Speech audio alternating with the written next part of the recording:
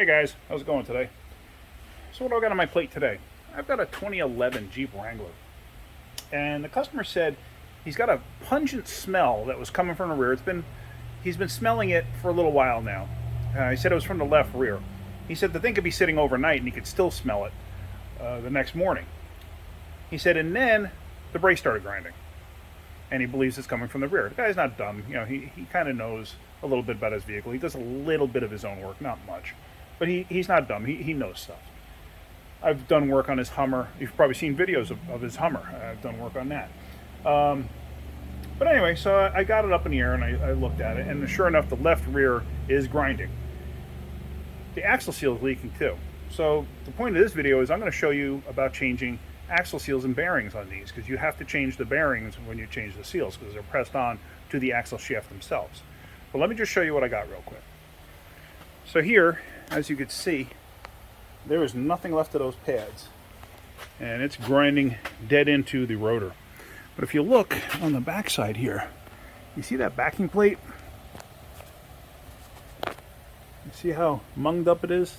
That's all gear oil on there. Come to this side, it's nice and dry. So what we're doing actually is we are going to be replacing rear calipers, rear rotors, rear brake hoses, and we're going to be doing the axle bearings and seals on both sides. You do one side, may as well do the other. So that's what I'm going to be doing. So I'm not going to show you about the brakes and stuff like that. It's all relatively simple. These are not the type of pistons that you have to rotate in, but it does have parking brake shoes. I'm going to probably have to replace those once I get it apart, but we'll see. But I'm going to get it apart, and I'm going to show you what's involved in changing the axle bearings and seals on these. If you're going to do it yourself at your house, you're probably going to have to take the axle somewhere to have them pressed. But I'm going to show you what's involved. All right, so let me get going. Let me start taking this apart, and then we'll go from there. And there you can see through the magic of television, we got the rotor off. Now, as you see, I got the caliper hanging. I normally wouldn't do this. I would normally have the caliper supported by something so the pressure wasn't on the hose from the weight of the caliper. I'm replacing the hose anyway, so I don't care. That's why it's like that. Anyway, so as you can see, the shoes themselves have gotten saturated. The parking brake shoes got saturated with oil, and they started to disintegrate a little bit, and they're falling apart. See all of that stuff there? And if you look inside, the seal is down inside there, and you can see there's a lot of oil and stuff in there. So we're going to take all of this apart. To get the axle out, you have to take the 4 nuts. There's 4 of these, one there, and then 2 on the other side. You're going to take those out, and then you're going to slide this whole assembly out. Sometimes I'll take the ABS sensor out. It's just one little 8mm headed bolt here. Sometimes I'll take that out so I don't accidentally hit it and break it. So, I just do that because it just saves me a little bit of aggravation. So let me get all of this apart. And once the axle's out, it makes life a lot easier in changing these shoes, because trying to change them with everything in place, as you see, they're partially obstructed by the actual axle itself. So just makes life a little bit easier. So let me get everything unbolted and get this out, and we'll go from there. So there you see, I got the nuts off of there. And on both sides, there's 4 of them in total. And I took the sensor out. Like I said, I don't want to break it. I don't want to take a chance, because then I don't feel like having to buy this guy a sensor if I don't need to. Now, the axle will usually just slide out. Sometimes you got to get a pry bar in here and pry on it just to pop it. So let me go grab a pry bar and see if I can't do that. All right, so now what we're going to do is we're going to take a pry bar and stick in here like this. And then hopefully this should make it pop out. Sometimes it won't. And this one's fighting a bit, so this one's not going easy at all. So what I'm gonna have to do is put a slide hammer on this and pop these out. You can't really pry on the studs here because the plate inside it locks it in place. Was just gonna move, that's all. So doing that is not gonna help at all, because some of you might think that. So let me get a slide hammer on that and pop that out. There we go. That's my little slide hammer attachment. I got it held on to the end there, and basically, now I don't have my tripod with me. Unfortunately, I left it in my car, and I don't have my car here. But anyway, basically it's going to be a smack this back like this. It is moving, so we're good with that. You can see it's coming out. Now it's probably going to leak fluid all over the place. Let me get a bucket and put it under there, but that's it. Now we're going to pull this axle out, and I'm going to show you what I got to do. So there we go. It's out and hanging out. Let me just show you how this works. that is a collar that locks everything in place. The bearing is pressed in. This is a secondary collar, basically to help lock the bearing in place. What I'm going to wind up doing is I'm going to wind up taking a cutoff wheel, and I'm going to slice into this thing until it gets close down to the end. Once it gets close down to the end, it'll actually pop. It'll break. Once that happens, that thing will slide right off. Then I'm going to take the cage off the bearing, and then I'm going to take my cutoff wheel and I'm going to cut into the spot where the inner race sits. They do make tools like bearing splitters and stuff like that. I find it to be incredibly time consuming to do that. So that's what I'm going to do. And then usually what I do is I hit it with an air chisel, and I usually break the inner race, and then the thing will just slide off.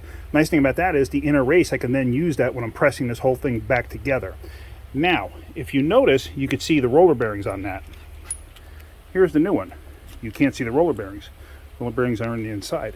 Now, these go on one way. You can put them on the opposite way, but they're only supposed to go on one way. You see how it has that ring to the outside? That's what like locks it in place. That's this piece here, that goldish colored piece. It just got a little bit discolored from oil and stuff like that over time. You want to make sure that that face is outside, because otherwise you actually have the bearing going in backwards. This is the way the bearing is designed to carry a load, because the load is basically from the outside here lifting up going in. So this side is the larger part of the bearing. That's going to support the majority of the load. Technically, that's how it's supposed to work. But looking at this, the bearing looks like it was wearing absolutely perfect. So with that being said, that's the actual race inside there. So once I get the axle out, I got to dig that race out, because obviously I don't want to leave that in place, because if I try to install this with the race in place, it's not going to go together. So but yeah, so let me get this out. Let me wipe down the axle, and I'm going to cut those. I'm going to show you what it looks like after I cut it and how it comes apart. Now with the axle out, oh, there's the seal, 9912, and that's the bearing with the race, the collar that goes onto it. So now, with that in there, the race, I wiped out the inside here, and if you look, this thing spins pretty easy in there. So now you want to try to work this thing out. Now here's the problem. It gets to the end and then gets stuck. You hear it? It's as if the end of the tube is slightly mushroomed in, which it probably is, and I just can't see it. But you're going to have to try to work it. There it goes. See it? You just work it a little bit, little bit, little bit. It'll eventually come out. I've never seen one where it wouldn't come out. Most of the times they just slide right out. Maybe because this thing's got 200,000 miles. I don't know.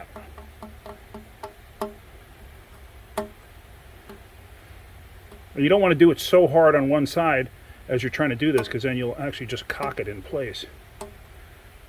A little time consuming, but it'll come out.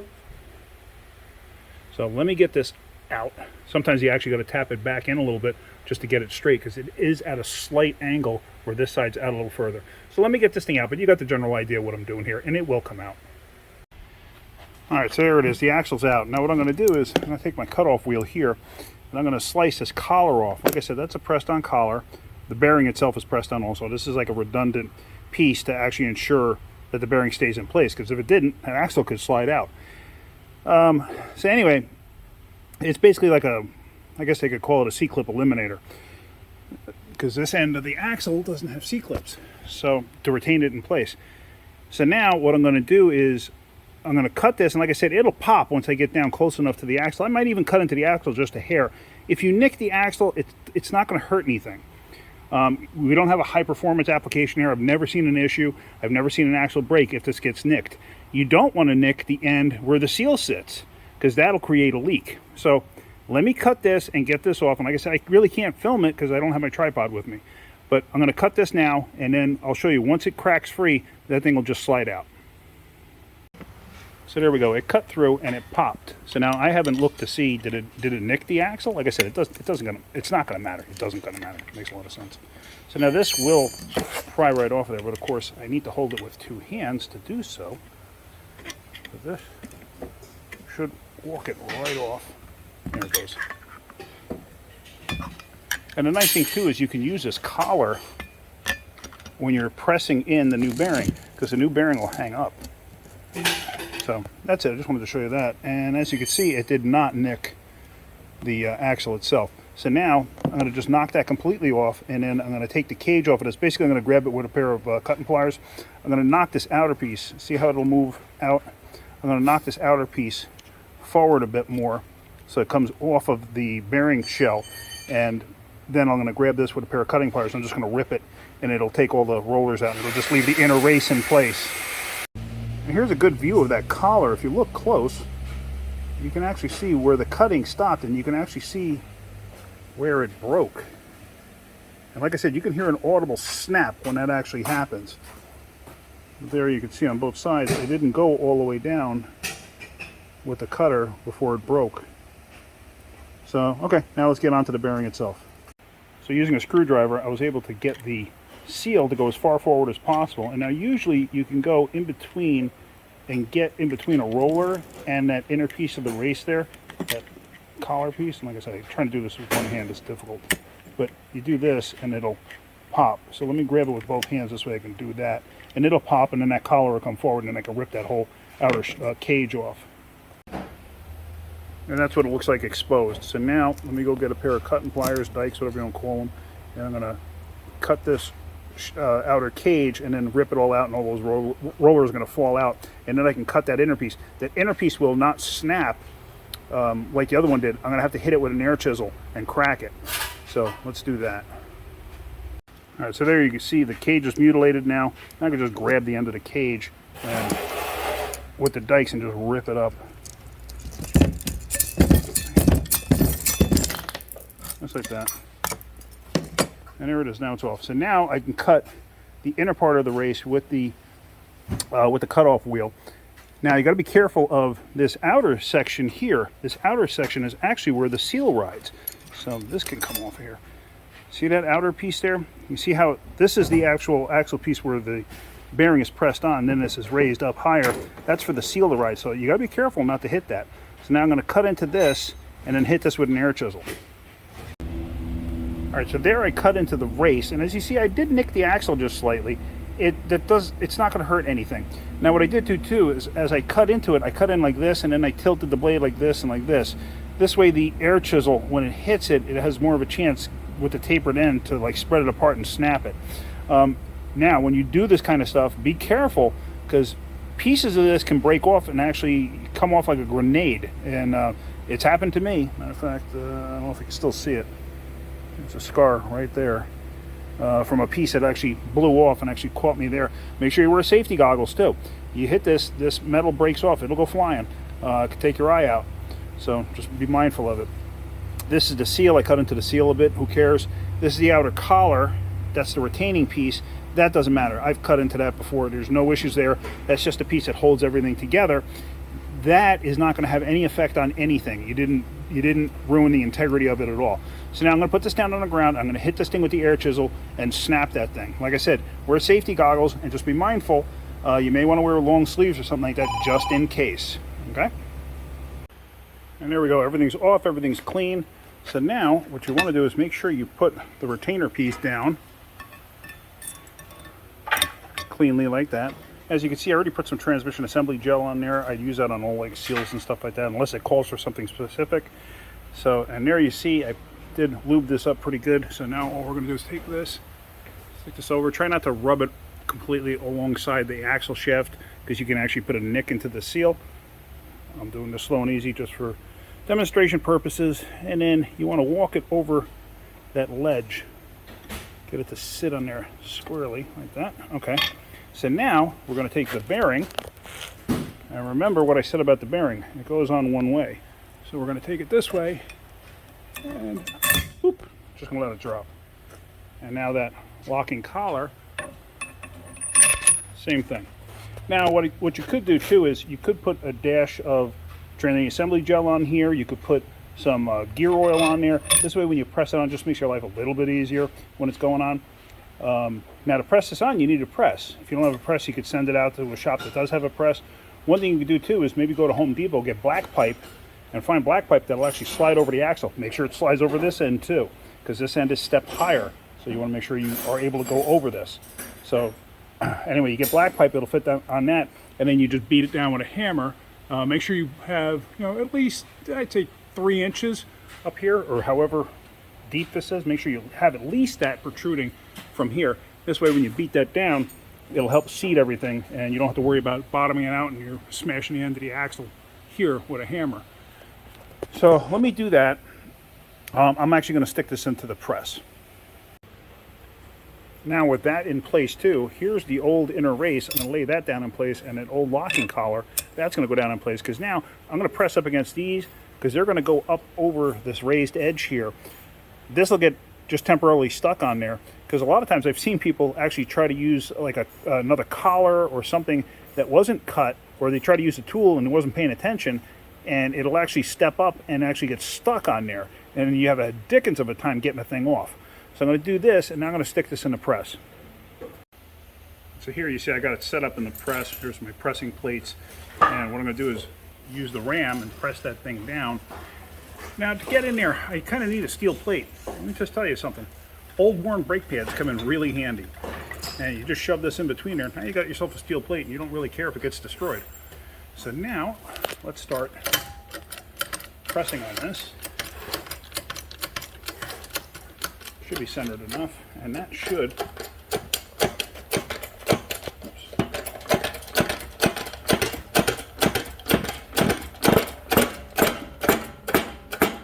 Now it'll hop and pop and do all sorts of hobbity-bobbity. And the seal is up in there. It might drop a little bit, but you want to be careful too. Now, this thing just started catching the collar because it all of a sudden got a lot tighter, and that's kind of normal. So it's going.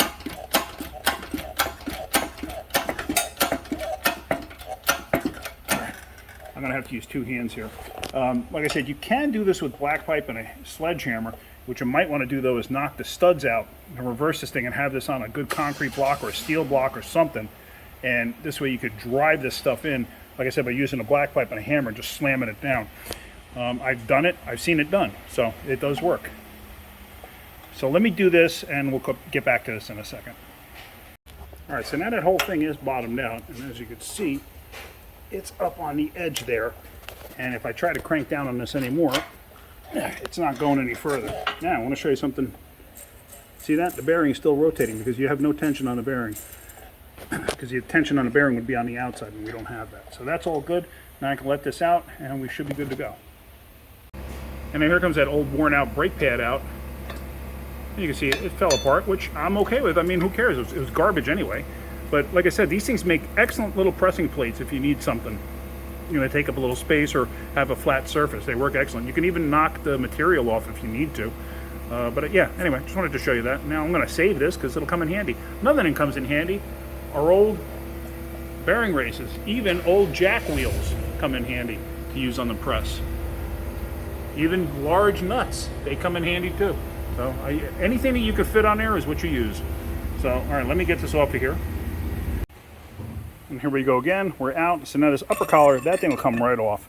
Now this lower one, because it's pressed into the top edge of where these two pieces press onto, this is going to get stuck on there. So now you just tap that off with a hammer. You know, the same way you took it off initially. Just tap it off with a hammer, and then you're good to go. When you go back together too, pay attention, because see this notch here and here? That's for the ABS sensor. I have seen certain model vehicles, I don't remember what they were, they don't have the notch on one side. So you can bolt it all together and realize you can't get an ABS sensor in because you don't have this access here. So just pay attention to that. So that's pretty much it. That's really what I wanted to show you. So really not a super bad job. If you wanted to pick up a press too, you pick it up at Harbor Freight for 300 bucks. And it comes in pretty darn handy for a lot more than just this. You know, if you plan on doing some work at your house, it's probably a good thing to have. Anyway, that's it. So I hope you got something out of that video. If you did, hit that like button. If you could, please subscribe. All right, guys, have a great day. Keep wrenching.